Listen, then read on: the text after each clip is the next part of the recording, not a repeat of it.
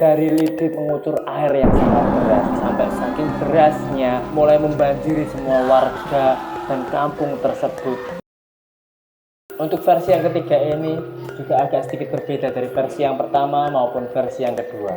Jadi ceritanya pada zaman dahulu di puncak Gunung Wilis sebelah barat tinggallah seorang pendeta. Pendeta itu bernama Begawan Wida.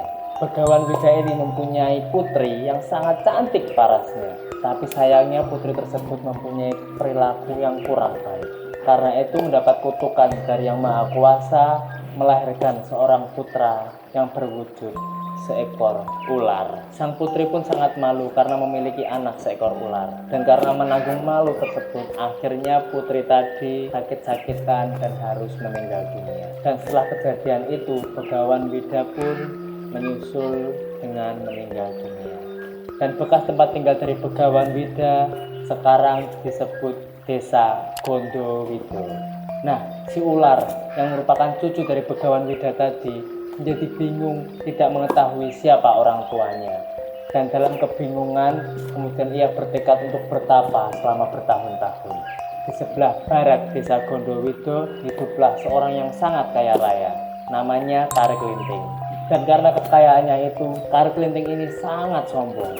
Nah, pada suatu hari Kari Kelinting ini mau mengawinkan putrinya. Dan ia bermaksud untuk menggelar pesta secara besar-besaran. Karena niatnya tersebut, maka semua warga disuruhnya untuk pergi berburu ke hutan.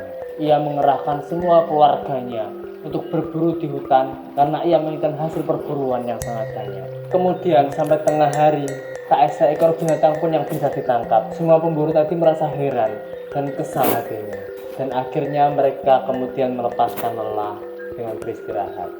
Nah, ketika mereka duduk-duduk di sebuah pohon besar, ada salah seorang pemburu yang menancapkan parangnya pada pohon tersebut. Dan kemudian pohon itu mulai bergerak. Semua pemburu pun terkejut, karena yang tadinya dikira pohon, ternyata adalah seekor ular raksasa. Maka seluruh warga tadi beramai-ramai untuk menangkap ular tersebut. Dan mereka membawa pulang daging ular itu untuk pesta perkawinan dari anak Kari Kelinting. Kemudian pesta pun digelar. Semua penduduk datang untuk menghadirinya tanpa terkecuali. Pesta perkawinan itu adalah pesta yang terbesar yang pernah diselenggarakan di kampung tersebut. Dan di tengah-tengah pesta tersebut datanglah seorang anak dengan pakaian yang sangat compang-camping, membungkuk dan meminta sesuap nasi. Tapi gak seorang pun dari warga memperhatikan anak ini. Bahkan mereka berniat mengusir anak tersebut. Tiba-tiba datanglah seorang wanita tua. Wanita tua ini bernama Nyai Latung. Dan wanita tua ini mau menolong si anak tadi. Kemudian diambillah sebungkus nasi dan diberikan pada anak itu. Dan setelah anak itu makan, anak itu pun berkata, "Nyai Latung, terima kasih atas makanan yang kau berikan dan kebaikan yang kau berikan kepadaku. Pertolongan yang Nyai Latung berikan padaku hari ini akan selalu aku ingat. Dan aku juga berpesan pada Nyai untuk cepat-cepat meninggalkan tempat ini, karena tempat ini akan mengalami bahaya." Dan anak tadi juga berpesan agar Nyai Latung mempersiapkan lesu. Jadi ketika ada bahaya itu terjadi, Nyai Latung bisa menaiki lesung tersebut.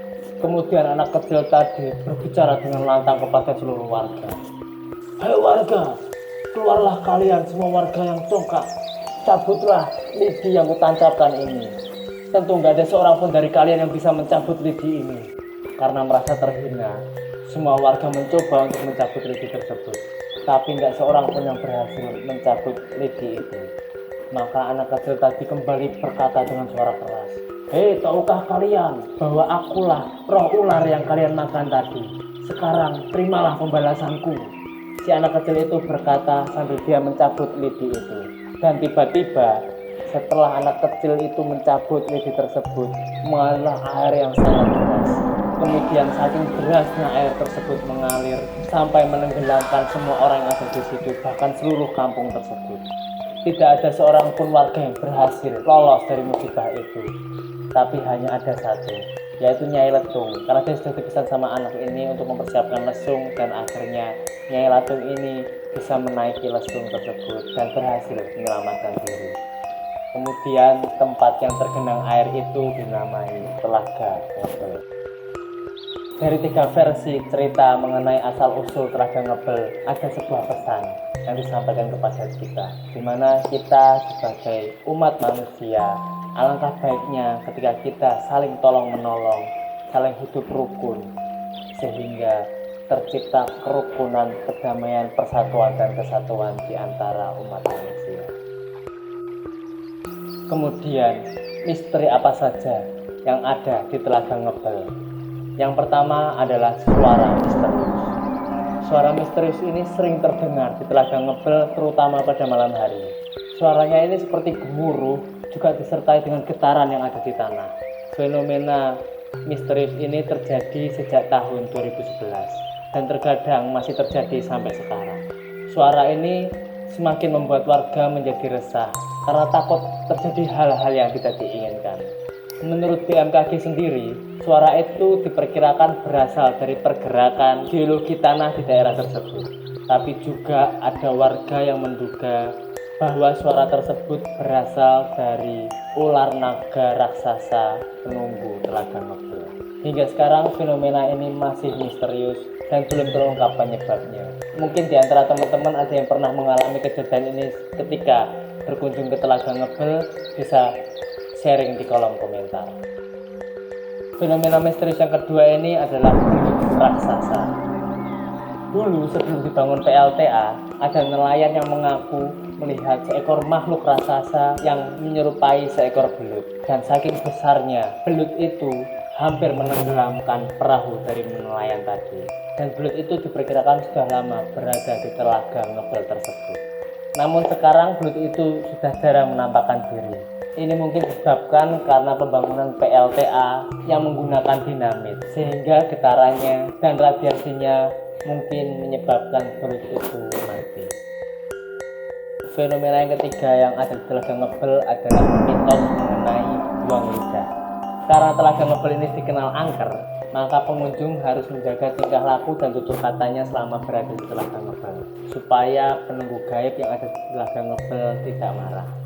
Untuk itu, membuang ludah di Telaga Ngebel bisa memicu kemarahan dari penunggu yang ada di Telaga Ngebel tersebut.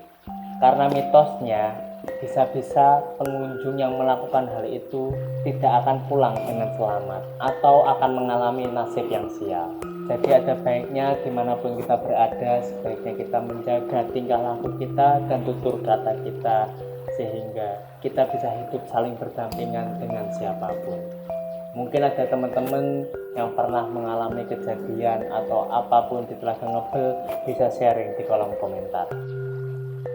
Fenomena berikutnya dari Telaga Ngebel adalah ritual larungan. Jadi setiap satu suro atau satu Muharram, banyak warga sekitar ataupun wisatawan ingin menyaksikan prosesi dari ritual tersebut. Biasanya mereka akan mempersembahkan hasil bumi, baik itu ternak maupun buah-buahan dan tanaman. Jadi ada 2 tumpeng raksasa, yang satunya disebut Bujeng Lanang. Bujeng Lanang ini biasanya akan dilarung di tengah-tengah danau. Kemudian yang kedua ada Bujeng Wadon, yang berisi buah dan hasil bumi dan akan diperebutkan oleh warga sekitar. Demikian tadi asal-usul dan fenomena misterius yang ada di Telaga Ngebel. Buat teman-teman yang mau request di program Lesian ini atau mau ngobrolin apa aja, mau datengin siapa saja, silahkan kalian share di kolom komentar. Jangan lupa juga buat like, komen, dan juga share video ini ke sebanyak-banyaknya teman kalian, supaya teman kalian juga bisa menikmati pembahasan yang syahdu dari video ini. Untuk penutup, habis ngeteh, pikiran terbuka, dan setelah ngopi, hati terobati. Terima kasih sudah menonton.